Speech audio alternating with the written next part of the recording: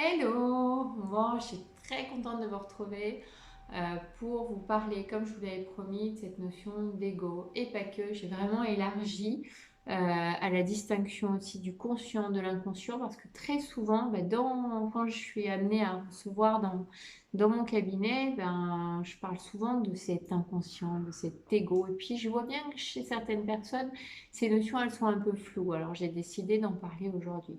Déjà, il faut bien comprendre que tout ce qui est du domaine du conscient, de l'inconscient, ça désigne des sphères d'activité de notre esprit.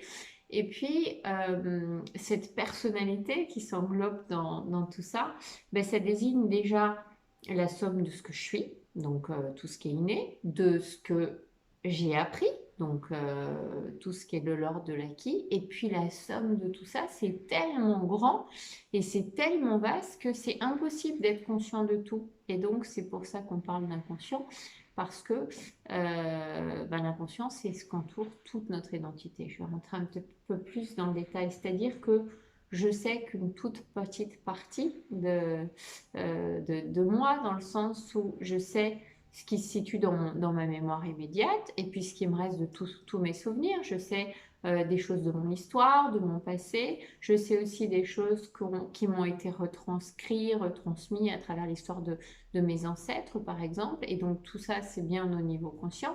Par contre, tout ce que j'ignore de moi, tout ce qui est encodé dans mes cellules, dans mon corps profond, tout ça, ça appartient au domaine de l'inconscient. Voilà. Et ces deux parties, ce conscient, cet inconscient, ils ignorent souvent qu'elles coexistent ensemble. Alors, c'est ce qui fait d'ailleurs que des fois, on a un désir conscient, mais notre inconscient, il a décidé quelque chose d'autre pour nous et c'est ce qu'on va voir. On pourrait, très souvent, on me dit, bah oui, oui, c'est bien, mais bon, à part l'hypnose, comment est-ce que je peux être un peu plus conscient de ce qui se passe dans mon inconscient? Et bien déjà, j'irais tout simplement en apprenant à revenir dans l'écoute de notre corps. Parce que le corps, eh bien, lui, à travers nos sens, nos modalités de perception, d'ailleurs, c'est comme ça qu'on lui parle, hein, au travers de l'hypnose, avec l'utilisation de ce qu'on appelle en PNL ou en hypnose les BACOG, les modalités de perception, ce qu'on a au niveau visuel, auditif, kinesthésique, olfactif, gustatif.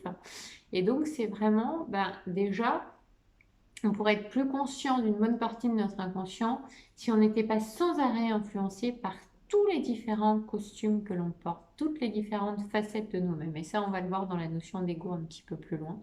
Et puis, comme je vous le disais, en étant pleinement présent à l'écoute de ce que nous dicte notre corps à travers nos sens. Voilà. Et j'ai envie de dire, c'est logique, c'est naturel, puisqu'en fait, l'inconscient, il communique à travers tout un chacun par le corps, mais aussi par les rêves, hein, à travers les archétypes, à travers les grands symboles, à travers nos sensations aussi. Et puis, de plus en plus, dans notre société, on cherche à étouffer un petit peu tout ça et à mettre de côté. D'ailleurs, même si on continue et que ça fait partie des rituels de la plupart des familles que de raconter une histoire à nos enfants à travers des contes qui nous ont accompagnés nous aussi dans notre enfance, malheureusement, je me rends compte qu'il y a plein de gens qui ne sont pas du tout conscients de l'impact de ce que racontent en fait tous ces livres. Et je pense que je ferai une vidéo à travers les métaphores qu'on utilise aussi bien énormément en fait en hypnose. Voilà.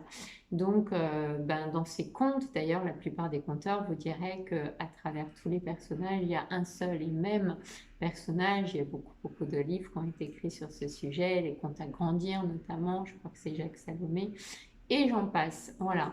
Et donc, vu qu'on vit dans cette société où on a de plus en plus tendance à dénigrer les rêves, le symbole des rêves, les intuitions au profit de moi, je veux des chiffres, je veux des choses, j'entends souvent, moi je suis très cartésien, tu sais, moi c'est les chiffres qui me parlent, c'est les faits, c'est les preuves. Eh bien, qu'est-ce qui se passe? On met de côté tout ce qui émane, on va dire, plutôt de l'inconscient. Et puis, c'est ce qui fait qu'à un moment donné, on ne sait plus vraiment ce qui se passe, on sent des décalages. Et c'est normal parce qu'en fait, on cherche à mettre un voile, on cherche à mettre du noir sur cet inconscient et qui, lui, vous allez voir que c'est un peu lui qui mène le jeu, la barque, et qui fait qu'à un moment donné, ben, pour fuir cet appel, ben, il y a une espèce de montée en puissance là, de l'angoisse qui émane et comment la plupart des individus cherchent à faire taire leur intuition, etc., ben, à travers une multitude de moyens, hein. Ça peut être le sexe, ça peut être l'alcool, ça peut être la drogue, ça peut être des antidépresseurs, ça peut être du travail, ça peut être des choses où on a l'impression qu'on est complètement, je dirais, équilibré, que tout est normal, alors qu'en réalité, c'est une façon de combler ce sentiment de vide qu'on peut avoir l'impression de ressentir quand on est à surtout ne pas vouloir écouter ce que nous dicte notre inconscient. Voilà, alors, résultat, bah, qu'est-ce qui se passe en raison mentale? Voilà, donc on se met dans le boulot, on se met, comme je l'ai dit, hein, dans plein de formes d'addiction qui peut passer par des jeux ou des addictions qui peuvent sembler plus saines et néanmoins qui restent des fuites, hein. Ça dépend toujours de l'espace dans lequel on les occupe, évidemment. Voilà, et puis ça, il faut savoir que notre mental, il est influencé dès le plus jeune âge, hein, à la sortie du ventre de notre maman, déjà quand il y a un Doroche qui dit ah bah lui il ressemble à machin, ah bah lui il a l'air d'avoir le caractère de sa grand-mère, ah bah lui voilà, donc du coup bah, qu'est-ce qui se passe? Il se passe qu'il y a une séparation entre le conscient et l'inconscient qui fait que l'individu peut avoir des projets, comme je l'ai dit, et puis l'inconscient, il peut, lui, avoir des projets qui diffèrent totalement de ce qu'on a comme projet au niveau conscient. Et plus concrètement, bah, moi, ça m'amène à rencontrer des gens ou à recevoir des gens que j'accompagne et qui me disent, bah, vous savez, là, je ne me sens pas du tout à ma place. Bah oui, c'est pas surprenant. Alors d'ailleurs, quand on a par exemple, ça on le voit, je vais prendre un exemple qui est très classique, quand on vient voir par exemple un hypnothérapeute pour arrêter de fumer, bah, qu'est-ce qui se passe concrètement? On prend souvent cet exemple pour illustrer ce qu'on va utiliser comme protocole, c'est le protocole de négociation des parties. C'est-à-dire, il y a une partie de moi qui a envie d'arrêter de fumer parce que j'ai compris qu'au niveau conscience, pas bon pour ma santé, que ça me fait tousser, que ça me fait dépenser de l'argent inutilement, que ça me fait avoir froid quand je suis au restaurant et que je suis obligée de sortir dehors pour aller fumer alors que maintenant ça fait has-been, voilà tout ce que je peux entendre. Quand j'ai des gens qui viennent me voir et qui me disent bah ouais, il y a cette partie de moi qui a vraiment envie d'arrêter de fumer, puis il y a une autre partie de moi, hein, on le dit souvent comme ça d'ailleurs, hein, il y a une autre partie de moi qui est plus forte, hein, on le dit, hein, l'inconscient, c'est cette partie qui est plus forte que nous, qui fait qu'on on sait pas pourquoi, parce qu'au niveau conscient, on a décidé d'arrêter de fumer, et pourtant, au niveau inconscient, eh ben, on va encore chercher cette cigarette. Voilà. Donc, ça illustre vraiment bien les deux parties qu'on peut ressentir à nous et qui ne sont pas toujours en accord l'une avec l'autre. Et c'est pour ça que nous, à travers un protocole de négociation des parties, on va chercher à mettre d'accord les deux parties, puisqu'en fait, les deux parties, elles ne veulent que du bien, évidemment. Voilà. Alors, c'est quoi la différence entre le conscient et l'inconscient? Je pense que vous l'avez déjà un petit peu plus compris, mais on va entrer encore plus dans le détail. Mais le conscient, c'est vraiment la perception immédiate de notre état psychique, qui nous permet d'avoir accès, bah, tiens, à telle réalité du monde, aujourd'hui il fait beau, à telle réalité de nous-mêmes, bah, aujourd'hui je me sens fort, qui nous permet en fait de réfléchir, d'analyser, d'agir j'irai en conscience, on sait que voilà, on va marcher dans la rue, patati patata. Et au contraire, l'inconscient, bah, qui dit inconscient, hein, privé du conscient, bah, ça englobe absolument tous les phénomènes psychiques auxquels notre conscience n'a pas accès. Donc, ben, je l'ai dit tout à l'heure, j'ai parlé des rêves, hein, ils s'expriment vraiment avec le langage de l'inconscient, avec les archétypes, avec les symboles, avec nos rêves, avec nos fantasmes, à travers nos croyances aussi, hein, parce que c'est vraiment nos croyances qui vont diriger notre inconscient. Et puis, souvent, bah, il y a l'ensemble de notre cerveau qui est comparé à cet ordinateur. Alors, je vais prendre l'ordinateur là, après je vais choisir la métaphore du bateau. L'ordinateur qui est capable de gérer plein d'informations à la seconde et qui fait qu'il y a une partie de notre cerveau qui est consciente de ces informations, qui correspond à cette partie rationnelle, et puis donc cette partie rationnelle qui nous dit, bah voilà, je prends telle décision, la décision d'arrêter de fumer par exemple, et puis il y a le cerveau inconscient qui lui peut être comparé au petit robot qui va exécuter ce pourquoi il a été programmé au départ, hein. Je vous ai parlé des croyances, c'est ça en fait qui programme tout. Donc, comme son nom l'indique, inconscient, donc qui correspond à ce qui échappe à la conscience. Et pour commencer, je dirais que voilà, je vais prendre cette métaphore du bateau parce qu'elle me plaît et elle n'est pas de moi. Hein. Celle-là, je l'ai trouvée à travers mes différentes recherches sur le conscient, l'inconscient. Et vous savez que les hypnos, ils adorent les métaphores parce que c'est ce qui parle le mieux aux individus pour justement nous adresser à l'inconscient. Donc, imaginez que le conscient, bah, c'est un bateau sur lequel vous êtes à la barre. Vous êtes le capitaine de votre bateau et puis c'est vous qui allez corriger le cap selon la direction que vous avez envie de prendre. Voilà. Et l'inconscient, lui, bah, c'est la mer. Ok, c'est la mer sur laquelle votre bateau il se dirige, et puis c'est lui qui donne le sens du courant.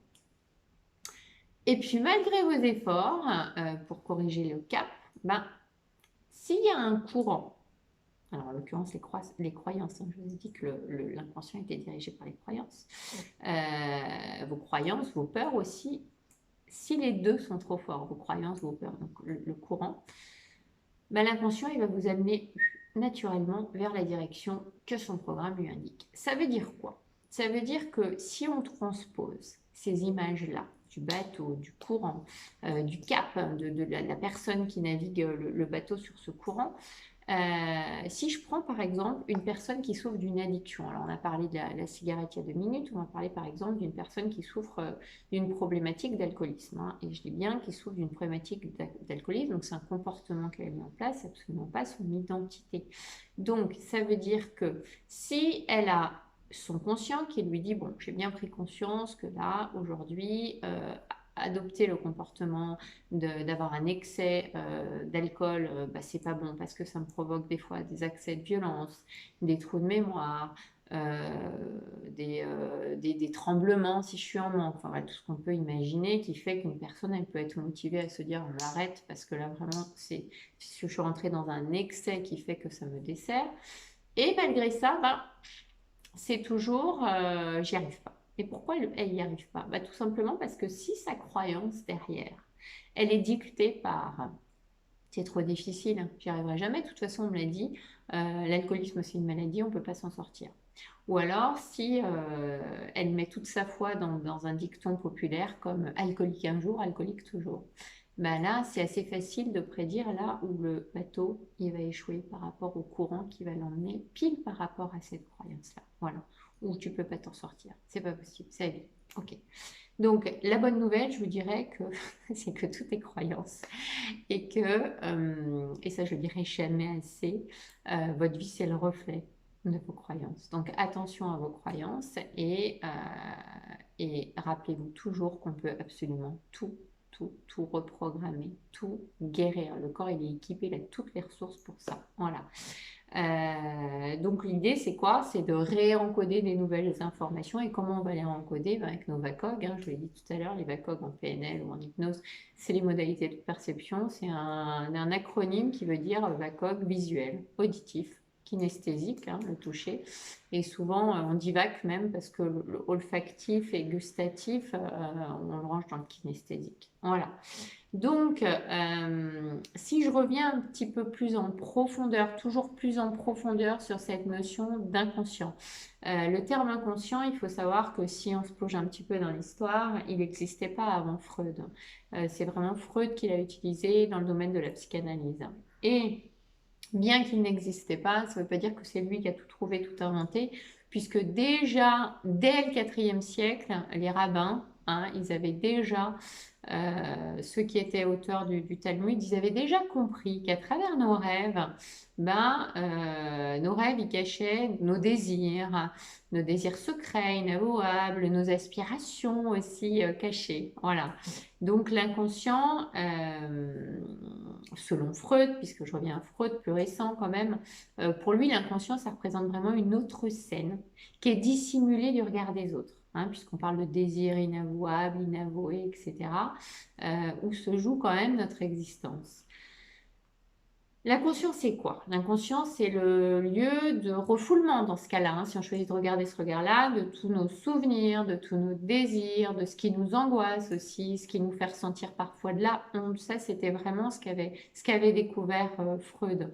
Par exemple, on peut avoir une culpabilité inconsciente qu'on nourrit en quotidien, qui fait qu'on auto-sabote absolument toutes nos relations affectives parce qu'on veut répondre à une injonction que nous a donnée nos parents et auquel on a mis nos croyances, notre foi, etc. Qui fait que même si on a envie de développer et de nourrir certaines relations affectives, ben on va s'auto-saboter parce qu'on va avoir entendu que, bah, je sais pas moi, le sexe c'est mal, par exemple. Et l'inconscient, il va avoir encodé ça. Ce que je tiens à souligner quand même, c'est qu'on vit dans un monde, euh, encore une fois, qui préfère regarder ce qu'il voit, ce qu'il comprend, là où il y a des preuves, et il dénigre l'inconscient, c'est ce qui fait que ben, des fois on ne sait pas pourquoi on n'est pas bien, alors que inconsciemment, ben, il y a des choses qui font qu'on n'arrive pas au conscient à comprendre pourquoi on auto-sabote. Là, je parlais des relations affectives, mais c'est vrai dans tous les domaines possibles et inimaginables qui colorent et entourent notre vie. Voilà. Alors, moi, j'ai l'habitude de dire toujours en introduction hein, de mes séances, l'inconscient nous veut du bien. Alors, il y en a qui disent, mais non, mais il ne nous veut pas du bien ou du mal. Et c'est vrai que quelque part, en disant l'inconscient nous veut du bien, on est déjà sur une polarité parce que finalement, dans l'univers, il n'y a pas d'énergie qui est bonne ou pas bonne, elle est neutre. Néanmoins, quand je dis que l'inconscient nous veut du bien, ben, c'est une façon de dire que si ça nous pousse à pousser, en l'occurrence, à ouvrir la porte ou à prendre son téléphone pour appeler un praticien, et je parle beaucoup d'hypnose parce que c'est vrai qu'on parle beaucoup du décryptage de l'inconscient avec l'hypnose, mais il y a plein de manières de décrypter l'inconscient avec n'importe quelle méthode, y compris ben voilà, la PNL ou n'importe quel type de thérapie brève. Ben, pourquoi je dis que l'inconscient nous veut du bien? Parce qu'en fait, tous nos symptômes, même les plus inconfortables, hein, on peut venir me voir pour un problème, on parlait d'addiction avec les cigarettes, l'alcool, mais ça peut être un problème de dépression, ça peut être un problème physique, de démangeaison. Vous savez bien que les mots MAUX sont des mots que notre corps cherche à nous exprimer, qui n'ont pas été compris, qui n'ont pas été entendus, qu'on n'a pas laissé exprimer. Et donc, quand on parle d'intention positive du symptôme, c'est là où je dis intention positive, l'inconscient nous veut du bien, c'est que c'est le moyen qu'a trouvé notre inconscient pour frapper à la porte et nous dire, hé, oh, là, toi, il y a quelque chose du passé qui a besoin d'être libéré, il y a quelque chose du passé qui a besoin d'être entendu, il y a quelque chose qui s'est passé. Hein, on n'est pas obligé d'aller chercher très loin des fois dans le passé, même si en général, bah, les blessures, c'est toujours des blessures du passé qui sont ramenées sur la vie comme ça, sur un joli plateau pour pouvoir les dépasser. Et c'est là où on n'est pas obligé d'aller rechercher si loin et qu'aujourd'hui, tout ce que la vie nous amène, ben, c'est une possibilité à chaque fois d'aller transcender, d'aller sublimer ce qui ne l'a pas été, d'aller polir notre merveilleux diamant. Voilà. Donc, tous les gens qui voient l'inconscient comme oh là là, danger, angoisse, etc., ben, c'est juste l'expression de l'angoisse de leur moi conscient qui réalise que ben, en fait, ouais, ils ne contrôlent pas tout, quoi, qu'il y a quelque chose derrière eux qui est un peu plus fort, qui mène la barque, qui mène le bateau. Voilà. Alors, je dis aussi, vous le savez, que les inconscients communiquent. Hein, les inconscients communiquent, ça j'ai dédié un article entier, par exemple, au niveau de l'amour, et je vous invite vraiment à le relire, je le remettrai dans le lien de cette vidéo, c'est les inconscients qui se choisissent pour pouvoir dépasser nos blessures. J'ai largement parlé à travers, je crois, la dernière vidéo, ou en tout cas l'article que je vais remettre en relief. Entre 0 et 10 ans, vraiment dans le socle pardon, de l'enfance, ben, il y a et ces blessures, la blessure pardon, prédominante, puis il y a ces blessures secondaires. Et en fait, à chaque fois, qu'est-ce qui se passe? On va aller chercher des partenaires amoureux, mais pas que. Hein, c'est vrai aussi dans les personnes qu'on rencontre dans tous les domaines, que ce soit le domaine social, affectif, loisirs, professionnel, etc. Mais c'est particulièrement vrai avec notre partenaire amoureux qui va pointer soit le papa, soit la maman dans ses similitudes ou sa polarité, mais ce sera quand même hein, par rapport à cette image parentale qui va nous permettre en fait d'aller pointer nos blessures. On est arrivé après cette période qui a été citée par certains psychanalystes d'Éden matriciel où on avait tout, l'illusion que dans cette fusion tout était merveilleux et qu'on avait tout en prise directe puisque l'autre nous nourrissait, l'autre nous permettait de dormir quand on voulait, d'être bien, etc., etc. Et puis il y a cette illusion qu'à la naissance, c'est tellement violent qu'il va falloir qu'on lutte pour survivre et que c'est le parent qui va nous permettre de survivre et que pour ça, il va falloir qu'on soit aimé de ce parent-là. Et donc, bah forcément, même si tous les parents sont parfaits dans leur imperfection, bah, l'enfant va rencontrer des blessures tout au long de son enfance et c'est à travers et grâce aux partenaires amoureux qu'on va rejouer ces blessures pour pouvoir à un moment donné dire je les joue plus dans le déni, je les joue plus dans la victime en les répétant sans arrêt, mais au contraire, je suis là pour les rencontrer, pour apprendre à les dépasser, à me rappeler que finalement je suis complet, que j'ai pas besoin de l'autre pour me sentir bien, pour être aimée, puisque je suis déjà amour. Voilà. Je ne rentre pas là-dedans parce que j'en ai largement parlé sur la vidéo d'avant et les inconscients communiquent sur mon article précédent. Je reviens vraiment sur cette notion d'inconscient puisque c'est ce qui m'amène à vous parler aujourd'hui. Donc, dans cette notion d'inconscient, j'ai parlé de l'histoire de l'inconscient avec Freud, avec les rabbins, le Talmud, etc. Ben, et ce qui est intéressant, c'est de voir aussi Cyrulnik, hein, et puis les neurosciences. Cyrulnik, lui, il disait que toutes les avancées autour de l'inconscient, ça permettait de confirmer les intuitions qu'avait eues Freud sur cette réalité. Alors, ça ne veut pas dire que l'inconscient, il est visible de manière, tiens, il a telle place dans la zone cérébrale. Non. Ce que ça veut dire, c'est qu'aujourd'hui, il y a plein de neurobiologies qui confirment cette notion d'inconscient à travers trois zones cérébrales qu'on connaît, qu'on bassine avec ces trois cerveaux, qui est aussi appelé les cerveaux triuniques. Le cerveau triunique, en fait, il y a trois zones qui sont éclairées et qui sont impliquées dans le process de l'inconscient. C'est évidemment, on parle toujours du cerveau émotionnel, le cerveau limbique, hein, qui est à ce niveau-là. On parle aussi évidemment des zones associatives qui sont liées au cortex ou néocortex, néo parce que nouveau, et qui donc a été le dernier à se mettre en place si on parle avec une notion chronologique. Les zones associatives dans le cortex où se créent en fait les liens entre les idées, les mots, les objets, etc. Et puis les aires sensorielles. Voilà. Dans les trois cerveaux, il y a voilà, le premier, en fait, notre cerveau, j'allais dire de survie, donc avant le cerveau limbique, je vais vous mettre le schéma, voilà, ça va être plus simple, le reptilien. Ensuite, le cerveau émotionnel limbique et puis le cortex ou néocortex. Voilà.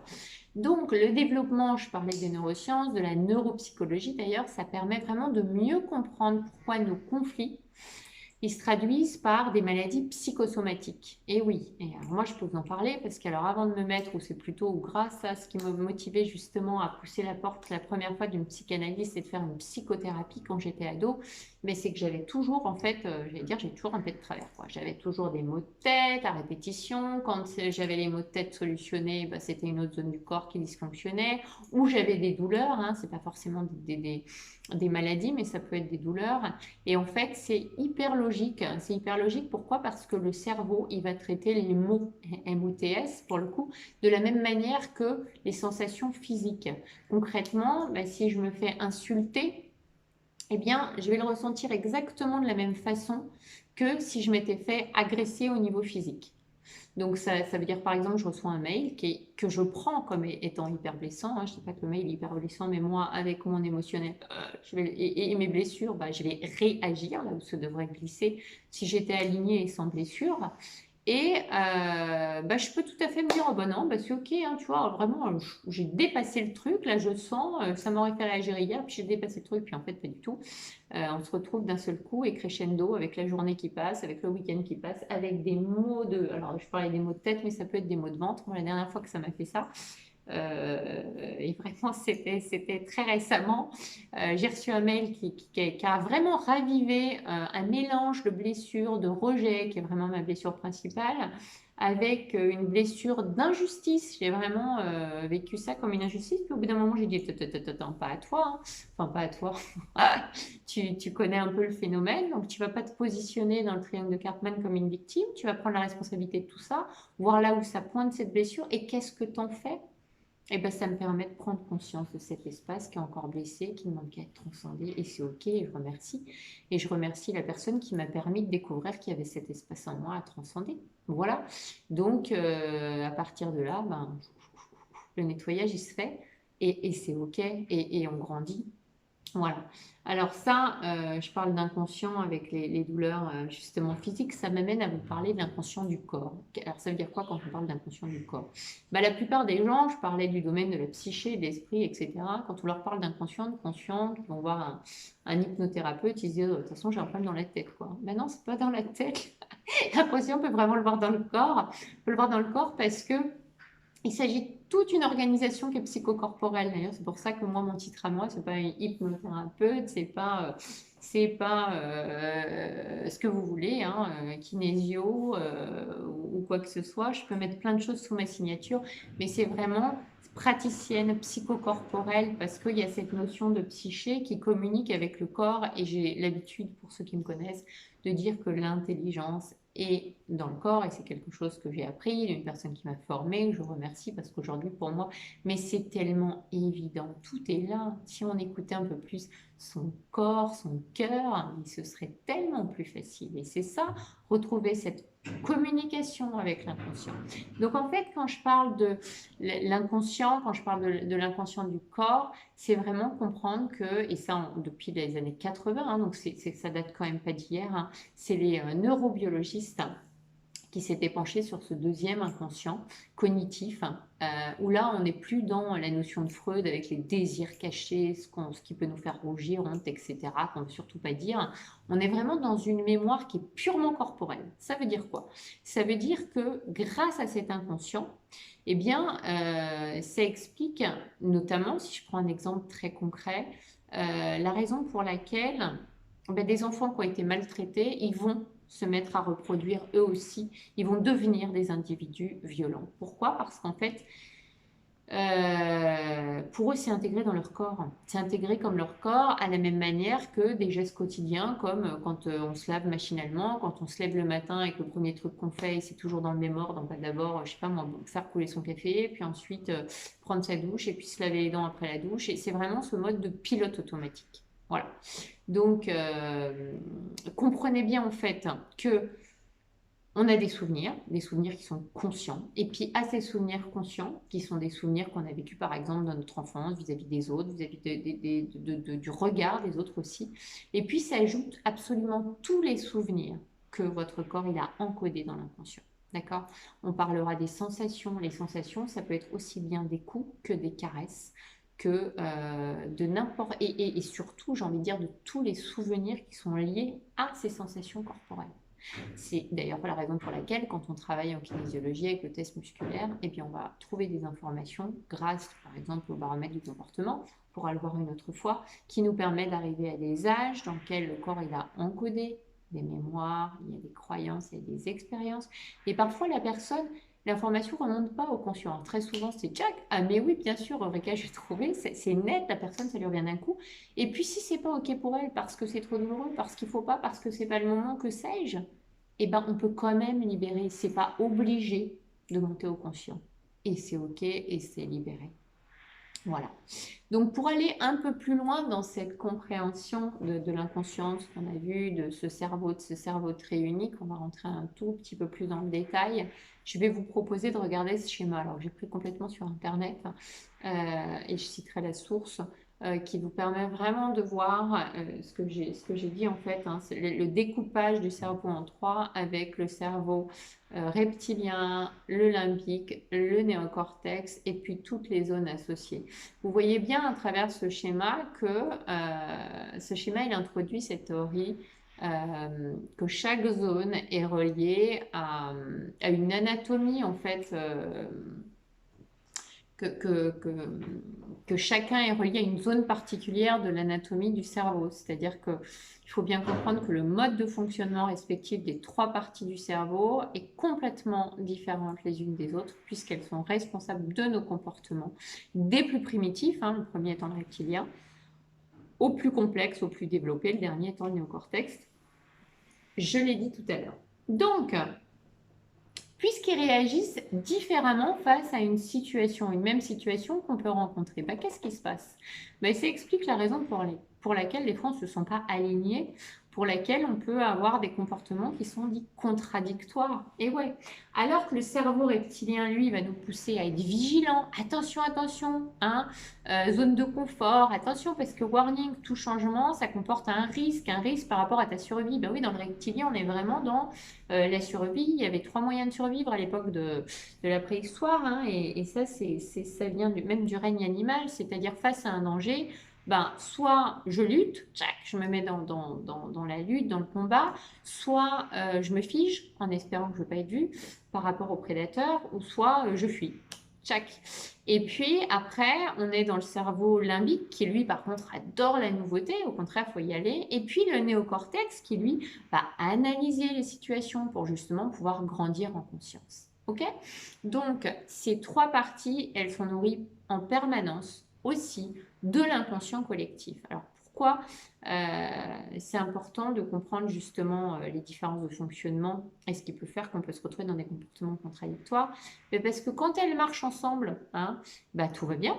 Et par contre, quand ils ne sont pas d'accord, là, c'est bien de trouver un accord pour pouvoir... c'est bien d'aller discuter avec elles pour pouvoir les mettre d'accord surtout. Voilà. Donc, dans cette théorie du cerveau triunique, je vais maintenant passer à l'identification des besoins en vous mettant cette belle pyramide de Maslow que moi j'ai étudiée à l'époque de mes années de marketing. Donc, ça date. Mon BTS, c'était il y a plus de 20 ans. Allez, on compte plus les années. Donc, il y a plein, effectivement, de théories qui ont été élaborées dans le cadre des études du comportement de l'homme, dont cette célèbre pyramide de Maslow que moi j'ai choisi de reprendre puisque c'est celle que je connais le mieux et qui permet de catégoriser les besoins des hommes à partir de 5 niveaux. Donc encore une fois, vous retrouvez bien que tout en bas, dans le premier niveau, on a ces besoins physiologiques, on retrouve tout ce qui nous permet de survivre, donc la faim, la soif, se nourrir, se vêtir, etc. Ensuite, paf, on monte un échelon, on est dans les besoins de sécurité, puis d'appartenance. Et en fait, pour être vraiment dans l'estime de soi et puis encore plus l'accomplissement, etc., la spiritualité, là, on est vraiment dans les derniers niveaux. Mais avant, il faut survivre. Donc, on est vraiment dans ces... Si on fait une analogie par rapport à cette pyramide, on peut voir que les besoins sont hiérarchisés avec à la base ses besoins physiologiques. Et puis, plus l'individu, il va chercher à monter les marches et puis à aller à un niveau supérieur, et bien plus il faudra que ces besoins basiques ils soient d'abord satisfaits. Voilà, c'est comme ça qu'il faut le lire. Et du coup, je vous parlais d'analogie, on peut s'amuser à rapprocher cette pyramide au comportement humain qu'on a défini avec la théorie du cerveau triunique, donc ces fameuses trois parties du cerveau. Les besoins primitifs, dans ce cas-là, ils représenteraient tous les traits de personnalité qui sont relatifs au cerveau reptilien, celui qui cherche à assurer en fait la survie de l'individu.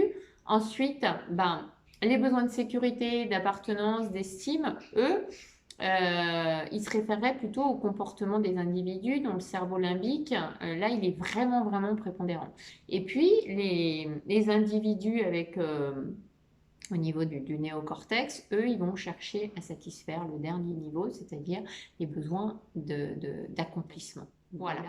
Donc maintenant qu'on a parlé de ces différents niveaux, de ces analogies, de ce cerveau, cette différence de notion entre le conscient et l'inconscient, je vais enfin rentrer dans ce que je vous avais promis, c'est-à-dire parler de la personnalité. Et puisqu'on va parler de personnalité, on va rentrer dans ce fameux ego et les pièges de l'ego. Alors la personnalité, déjà, c'est quoi? La personnalité, eh bien, c'est ce qui constitue la personne, qui la rend psychiquement, intellectuellement, moralement distincte de toutes les autres. autour de nous, hein. J'ai l'habitude, vous le savez, de dire que chaque individu est unique. Bah oui. Et j'ai l'habitude aussi, et je crois que j'ai pris cet exemple, je vous l'ai dit la dernière fois, toujours dans mes séances, de dire, ben voilà, vous êtes des boules multifacettes. Et c'est ça, c'est vraiment ça, comprendre que on a des facettes de nous dans cette boule, des facettes qu'on aime bien mettre en avant, on va le voir, et puis d'autres qu'on a tendance à pas vouloir voir, ou en tout cas à terre. Voilà. Et puis les circonstances dans lesquelles l'individu est plongé à un moment T, dans un environnement dans lequel il évolue, bah, évidemment, ça va influencer l'expression de sa personnalité.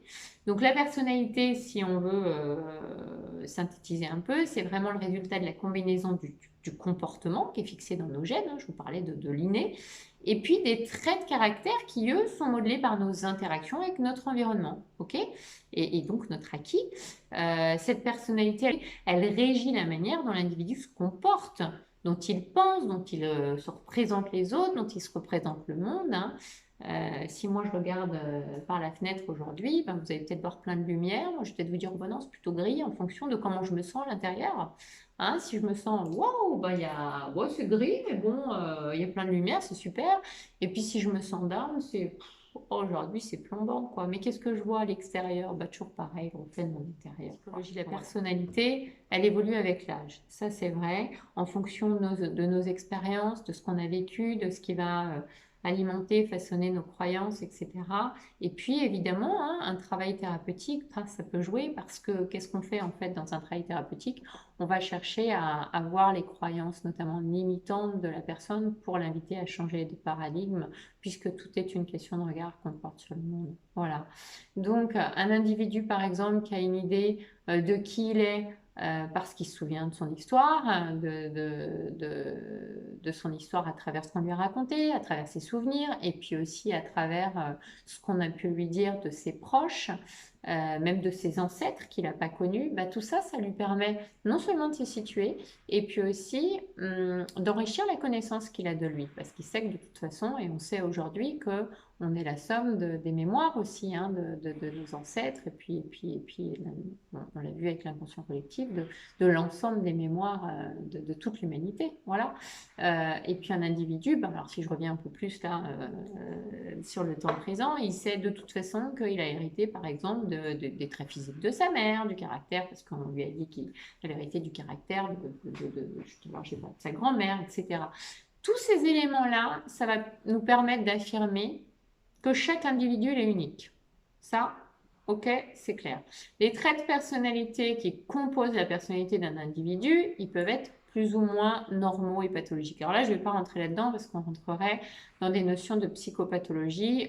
Qu'est-ce qui permet de définir la normalité? Ben, très souvent, ça se définit par rapport à la normalité statistique, sur le plus grand nombre, la normalité sociale, la normalité, et voilà, on ne va pas rentrer là-dedans, en tout cas pas aujourd'hui.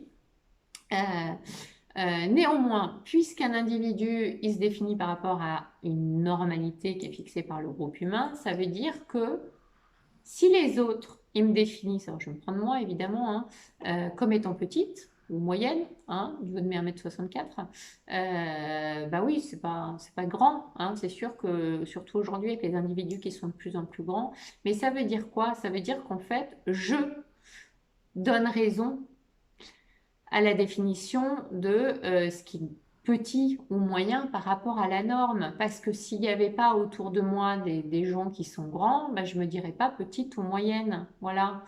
Hein, en l'occurrence, ouais, j'ai tendance à me dire petite, surtout avec un mari qui fait presque 1m90. Donc, encore une fois, je donne raison à la définition des autres, de me dire, ah bah t'es petite toi, alors que petite, on me voyait plutôt grande, voilà, hein, par rapport à ma classe, donc c'est toujours par rapport aux autres.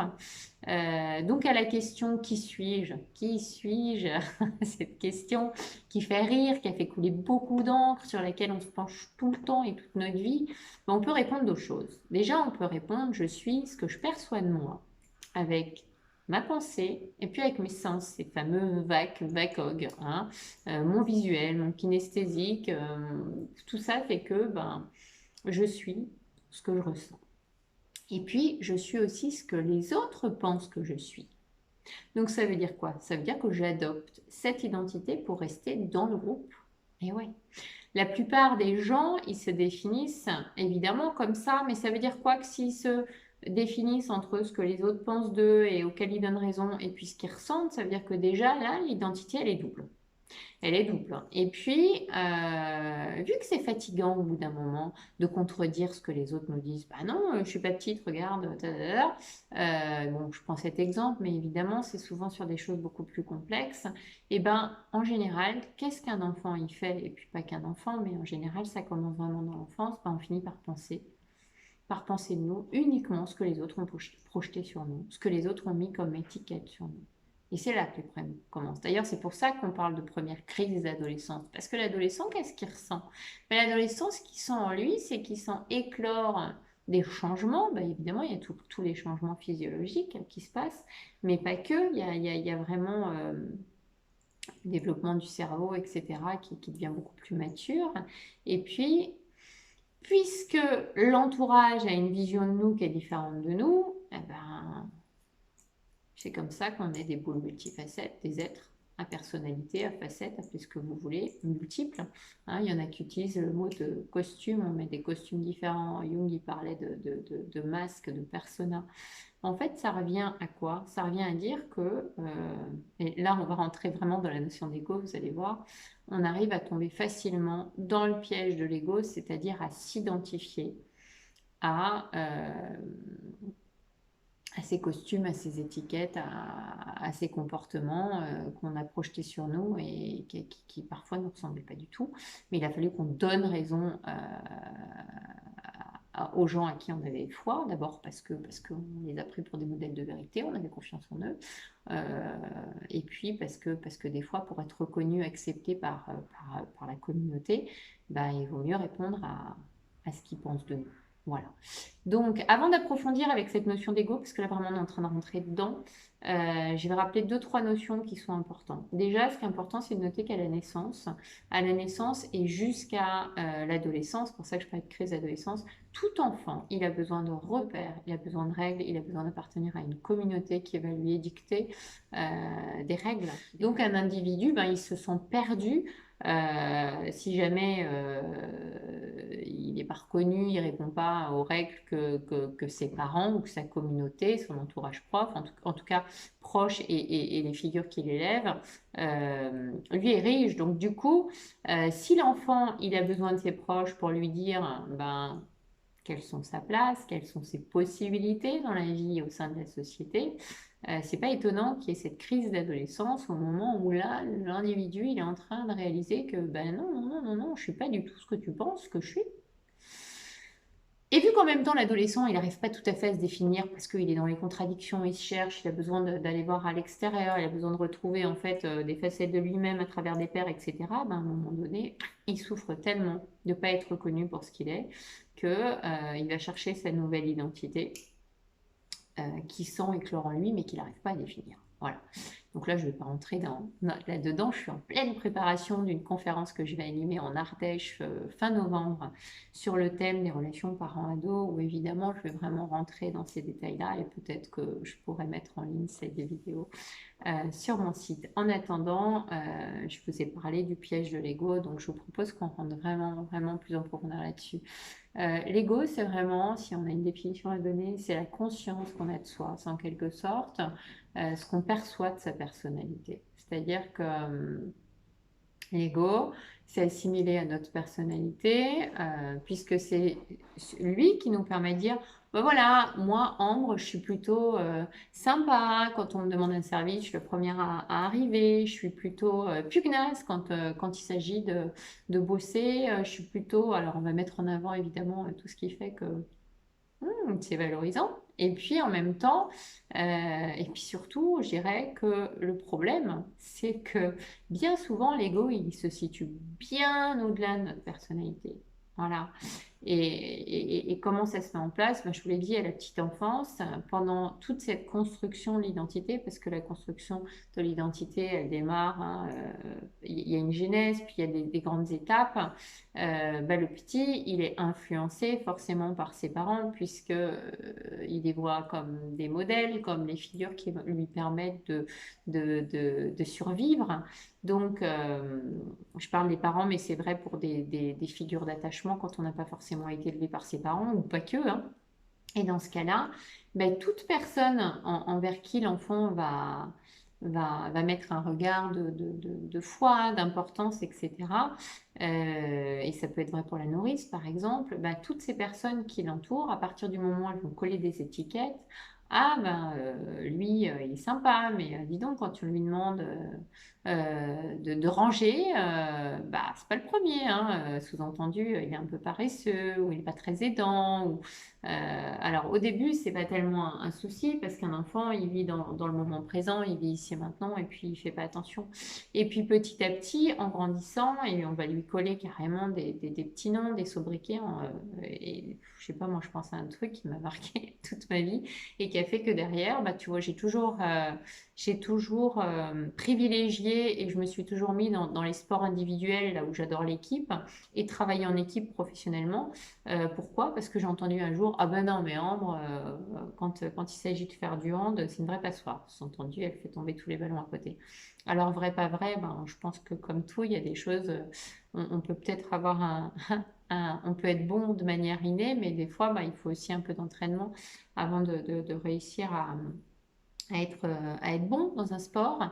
Mais moi, j'en ai fait une vérité. De toute façon, je suis nulle dans les sports collectifs, donc je vais me pencher dans l'individuel. Alors, c'est ce qui a fait que je me sentais bien dans l'équitation, je me sentais bien dans la danse. Par contre, dans le boulot, bah, elle est plutôt meneuse, elle aime bien animer en équipe et c'est complètement contradictoire. Pourquoi je me serais sentie bien dans le boulot en équipe, là, ou dans le sport? Pour moi, c'était pas possible parce que j'étais nulle. Ben, parce que j'ai accordé de la foi à une personne, en l'occurrence une prof de sport qui adorait aussi l'équitation, et qui m'a dit, oh ben non, mais toi, laisse tomber, c'est pas pour toi les sports d'équipe, toi, c'est les sports individuels. Et en fait, qu'est-ce qu'elle a fait? Ben, à mon avis, elle a mis qu'une projection où on dit qu'on parle que de soi, de ce qu'elle rencontrait elle, et puis moi, j'en ai fait une vérité parce que j'en avais confiance en elle. Donc en fait, à partir de là, tous les sports en équipe, ben, c'était pas la peine. Je me disais, ben non, je suis nulle. Et puis comme nos croyances, c'est le reflet de notre réalité, ben, j'en ai fait une vérité. En fait, tout ce qui était le volley, le hand, tout ce qu'on peut imaginer en équipe. Ça, bah non, non, non, moi, tu sais, je suis pas bonne, hein. Donc, bah, voilà, je faisais pas d'effort. Je me suis pas rendu compte, j'ai pas cherché. Et aujourd'hui, dès qu'il s'agit de faire un truc à deux, hein, même une partie sur une plage de ballon, de ping-pong, de tout ça, bah non, non, mais me choisissez pas, moi, je suis nulle. Donc, forcément, je suis nulle, quoi. Voilà, et ça me colle du stress. Donc c'est là où le problème commence, c'est quand l'enfant il commence à s'identifier à ce qu'on dit de lui, là où c'est pas du tout sa personnalité. Donc le piège de l'ego, si on fait un raccourci, c'est de comprendre que c'est considérer que notre personnalité, c'est ce qu'on a dit de nous par rapport à des facettes de nous qui sont pas liées à la personnalité, mais à des comportements, c'est des étiquettes qui sont liées à des jugements, à des croyances, à des projections qu'on a posées sur un enfant. L'idée, c'est de comprendre qu'on a plein d'identités, on a tous des milliers d'identités possibles et on est capable de passer de l'une à l'autre en quelques secondes seulement. Voilà. Il y en a d'autres qui vont prendre l'image, même je me souviens d'avoir vu une image pour parler de l'ego d'un oignon avec toutes ses peaux, voilà, qu'on enlève, qu'on met, etc. Prenez ce qui vous parle le plus. L'essentiel, c'est de comprendre cette notion et surtout comprendre que tous ces personnages-là, c'est pas l'individu, c'est pas vous. Voilà, c'est pas, c'est simplement des comportements que l'individu adopte à un moment donné. Et je vous le dis tout le temps, la vie, elle est changement, nos émotions, hein, dans Motion, il y a le mot mouvement, tout est mouvement, ce qui veut dire que ce qu'on a été à un moment donné, j'entendais encore tout à l'heure mes téléphones, et tu comprends, mon fils, il est timide. Ah oui, mais s'il en fait une réalité, il est timide à ce moment-là. Mais moi aussi, j'étais timide quand j'étais petite et je l'ai entendu. Et aujourd'hui, ben, je vous l'ai dit, je vais faire une conférence à la fin du mois et je suis super contente. Et je suis pas sûre qu'il y ait des milliers de personnes, mais s'il y avait des milliers de personnes, je serais ravie. Et les expériences de la vie et ce que j'ai pu mettre comme projection derrière m'ont permis de dépasser certains comportements et puis d'en faire une force. Et aujourd'hui, bah non, je ne peux pas me reconnaître comme quelqu'un de timide. Donc, à partir du moment où on fait d'une réalité, là où on nous a collé des étiquettes, ben, on tombe dans ce que j'appelle le piège de l'ego, c'est l'identification de ce qu'on a collé sur nous. Voilà. Et toutes ces facettes, elles vont s'exprimer à l'intérieur de tout un chacun. Je vous l'ai dit tout à l'heure, il y a la facette du bon ami qui est toujours là pour ok, tu déménages, je viens t'aider. Et lui qui n'osera jamais, par exemple, demander un coup de main à un déménagement et qui va préféré payer toutes ses économies pour déménager parce qu'il faut pas emmerder le monde. Il y a la facette du procrastinateur, il y a la facette du retardataire, celui qui a toujours besoin d'être en retard pour se faire remarquer. Et ça n'est que des facettes, ça n'est que des comportements, ça n'est pas la personnalité. Ce qui est vrai à un moment donné, je ne sera pas demain. Il y a la facette du schizophrène, parce qu'on est tous un peu schizophrènes. Et naturellement, bah, celles-là, on ne va pas trop les mettre en avant, hein, quand il s'agit par exemple de se vendre à un entretien d'embauche. Donc, on est tous conscients de nos facettes, plus ou moins élogieuses.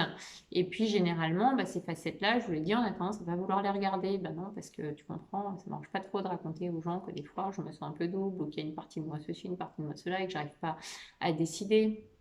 Et puis, puisque l'ego, c'est la représentation de, je vous l'ai dit tout à l'heure, que l'on a de soi et du monde, c'est aussi la personne qu'on croit être, avec toutes ces étiquettes qui ont été mises comme des post-it sur le front, tous ces jugements, tous les mots qu'on a entendus et tout ce qu'on répète, ça finit par masquer nos autres possibilités. Voilà. Et c'est comme ça qu'on se retrouve avec un caractère. Pourquoi? Parce que c'est l'ensemble des points les plus visibles qui font que, ensemble, ça forme notre monde. Alors, la bonne nouvelle, c'est qu'il n'y a rien qui est figé. Je vous l'ai dit, tout est mouvement, hein, on le voit avec nos émotions. Et on peut toujours apprendre à ajouter des facettes qu'on n'a jamais exprimées, qu'on n'a jamais choisies, ou mettre d'autres costumes. Et puis, à exprimer des facettes qu'on possède et qu'on n'exprime pas souvent. Alors, ce que je vous invite à faire, c'est que si vous avez des questions, je vous invite à les poser sur cette chaîne YouTube. Si vous avez aimé cette vidéo, je vous invite à la partager. Je vous en remercie. Si vous avez des suggestions de thématiques, comme j'ai déjà reçu d'ailleurs en privé pour le moment, à partir de gens que j'accompagne, et j'en profite pour les remercier, ben, je vous invite vraiment à continuer à le faire, parce que moi, ça m'inspire, ça nourrit ma créativité. Et puis tout ça, évidemment, c'est cadeau parce qu'il n'y a rien qui m'appartient. Et que moi aussi, comme tout un chacun, ben, il y a des choses que je reçois et je remercie les personnes qui me les ont enseignées. Et puis il y a des choses que je vais chercher aussi sur Internet. Il y a plein de figures qui m'inspirent à travers ceux que je ne connais pas forcément, mais avec lesquels je suis reliée complètement en termes de fréquence, d'essence, dans ce que je peux observer de par la grande toile, hein, la grande toile de ce monde, la grande toile Internet aussi, puisque voilà, tout se rejoint.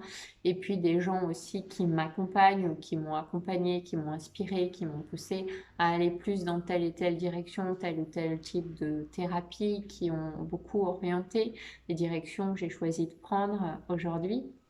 Voilà, donc je vous souhaite une très très très très belle observation. Prenez ce temps de prendre de la hauteur, de revenir. Je ne l'ai pas dit, mais l'ego, il y a un temps qui ne supporte pas, hein. J'ai dû vous le dire plein de fois, le temps n'existe pas en physique quantique.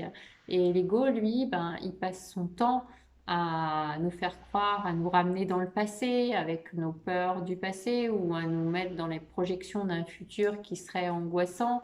Et donc, à partir du moment où on regarde dans le passé, qu'on se retourne, on ne peut pas voir tout ce que le plan divin nous tend comme expérience.